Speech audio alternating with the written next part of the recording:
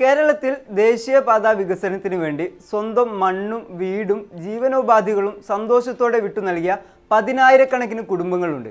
വർഷങ്ങളോളം നീണ്ട അനിശ്ചിതത്വങ്ങൾക്കും സമരങ്ങൾക്കും ഒടുവിലാണ് നാടിൻ്റെ വികസനമോർത്ത് അവർ തങ്ങളുടെ ഭൂമിയുടെ നല്ലൊരു പങ്കും സർക്കാരിന് കൈമാറിയത്. ഇനി ബാക്കിയുള്ള ചെറിയ സെൻറ്റുകളിൽ ഒരു ചെറിയ വീടോ കടമുറിയോ വെച്ച് ജീവിക്കാമെന്ന് കരുതിയ സാധാരണക്കാരായ മനുഷ്യർ. എന്നാൽ ആ മനുഷ്യരുടെ തലക്ക് മുകളിലേക്ക് വീണ്ടും ഒരു മിന്നലാഘാതം പോലെ പുതിയൊരു സുപ്രീം കോടതി ഉത്തരവ് വന്നിരിക്കുകയാണ്. റോഡ് സുരക്ഷ ഉറപ്പാക്കുന്നതിൻ്റെ ഭാഗമായി ദേശീയപാതകളുടെ മധ്യരേഖയിൽ നിന്ന് 40 മീറ്റർ പരിധിയിൽ റെസിഡൻഷ്യൽ നിർമ്മാണങ്ങൾക്കും 75 മീറ്റർ പരിധിയിൽ കൊമേഴ്ഷ്യൽ അല്ലെങ്കിൽ വാണിജ്യ നിർമ്മാണങ്ങൾക്കും ഭൂമി തരം മാറ്റുന്നത് വിലക്കിക്കൊണ്ട് സുപ്രീം കോടതി നൽകിയ ഇടക്കാല ഉത്തരവാണ് ഇപ്പോൾ വലിയ പ്രതിസന്ധി സൃഷ്ടിച്ചിരിക്കുന്നത്. ഈ ഉത്തരവിൻ്റെ വിശദാംശങ്ങളും ഇതെങ്ങനെയാണ് ദേശീയപാതക്കായി ഭൂമി വിട്ടു നൽകിയവരെ പ്രതിസന്ധിയിലാക്കിയിരിക്കുന്നത് എന്നും വിശദമായി പരിശോധിക്കാം. സ്വാഗതം ഇൻഡെപ്തിലേക്ക്.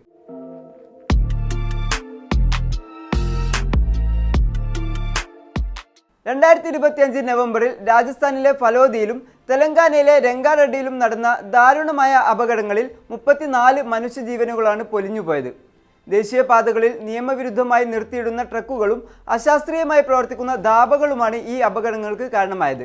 ഇതിനെ തുടർന്ന് സുപ്രീം കോടതി സ്വമേധയാ എടുത്ത കേസിലാണ് ഇക്കഴിഞ്ഞ ഏപ്രിൽ 13-ന് justice KJ Maheshwari, justice Atul L Chandurkar എന്നിവർ അടങ്ങിയ ബെഞ്ച് ഒരു സുപ്രധാന ഉത്തരവ് പുറപ്പെടുവിച്ചത്. തുടർന്ന് ജൂലൈ 14-ന് കേസ് വീണ്ടും പരിഗണിച്ചപ്പോൾ നിർദ്ദേശങ്ങൾ നടപ്പിലാക്കി സത്യവാങ്മൂലം സമർപ്പിക്കാത്ത സംസ്ഥാനങ്ങൾക്ക് കോടതി കർശന മുന്നറിയിപ്പും നൽകിയിട്ടുണ്ട്.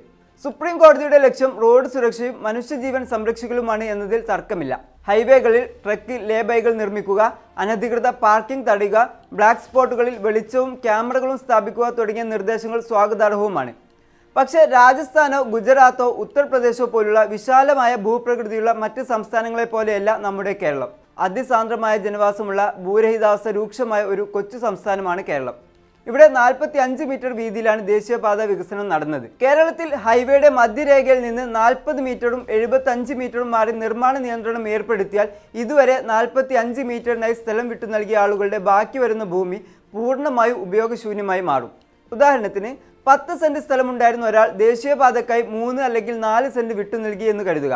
ബാക്കി വരുന്ന 6-7 സെന്റ് സ്ഥലത്ത് 40 മീറ്റർ നിയന്ത്രണ രേഖ വന്നാൽ പിന്നെ ഒരു തറക്കല്ലിടാൻ പോലും അയാൾക്ക് അനുവാദമുണ്ടാകില്ല. ഒരു പുതിയ വീട് വെക്കാനോ ജീവിതമാർഗമായിരുന്ന കടമുറി നിർമ്മിക്കാനോ അല്ലെങ്കിൽ ബാക്കിയുള്ള സ്ഥലം വിറ്റ് കടം വീട്ടാനോ അവർക്ക് സാധിക്കാതെ വരും. ചുരുക്കത്തിൽ നിയമപരമായി കൈവശമുണ്ടെങ്കിലും സ്വന്തം ഭൂമിയിൽ ഒന്നും ചെയ്യാൻ കഴിയാത്ത അവസ്ഥ. ഏറ്റവും ഗുരുതരമായ വിഷയം എന്തെന്നാൽ മുൻപ് ദേശീയപാതക്കായി ഭൂമി ഏറ്റെടുത്തപ്പോൾ നാഷണൽ ഹൈവേ അതോറിറ്റി കൃത്യമായ നഷ്ടപരിഹാരം നൽകിയിരുന്നു. എന്നാൽ ഇപ്പോഴത്തെ നിർമ്മാണ നിരോധനമോ ഭൂമി തരം മാറ്റൽ വിലക്കോ കാരണം ഭൂമി ഉപയോഗശൂന്യമാകുന്ന സാധാരണക്കാർക്ക് യാതൊരുവിധ നഷ്ടപരിഹാരവും ലഭിക്കില്ല.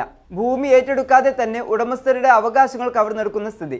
പാതയോരങ്ങളിലെ അപകടങ്ങൾ കുറയ്ക്കുന്നതിനായി സുപ്രീം കോടതി ഇതിനോടകം തന്നെ കർശനമായ നടപടികളിലേക്ക് കടന്നിട്ടുണ്ട്. പുതുക്കിയ പരിധിയിൽ പുതിയ നിർമ്മാണങ്ങൾ വിലക്കിയതിനു പുറമെ നിലവിലുള്ള അനധികൃത കെട്ടിടങ്ങളും പാതയോരങ്ങളിലെ തട്ടുകടകളും 60 ദിവസത്തിനകം പൂർണ്ണമായും പൊളിച്ചു നീക്കാൻ ജില്ലാ മജിസ്ട്രേറ്റുമാർക്കും പ്രത്യേക ടാസ്ക് ഫോഴ്സിനും കോടതി നിർദ്ദേശം നൽകിയിട്ടുണ്ട്. അപകടരഹിതവും സുരക്ഷിതവുമായ യാത്ര പൗരന്റെ ജീവിക്കാനുള്ള അടിസ്ഥാന അവകാശത്തിന്റെ ഭാഗമാണെന്ന് ചൂണ്ടിക്കാട്ടിയാണ് സുപ്രീം കോടതിയുടെ ഈ നിർണായക ഇടപെടൽ.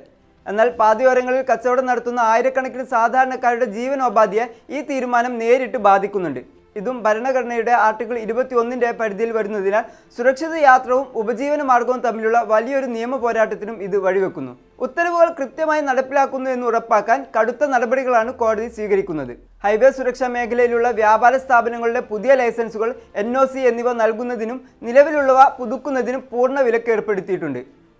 കൂടാതെ ഇതു സംബന്ധിച്ച പുരോഗതി റിപ്പോർട്ട് സമർപ്പിച്ചില്ലെങ്കിൽ അതത് സംസ്ഥാനങ്ങളിലെ ചീഫ് സെക്രട്ടറിമാരും DGPമാരും നേരിട്ട് ഹാജരാകണമെന്ന കർശന മുന്നറിയിപ്പും സുപ്രീം കോടതി നൽകിയിട്ടുണ്ട്.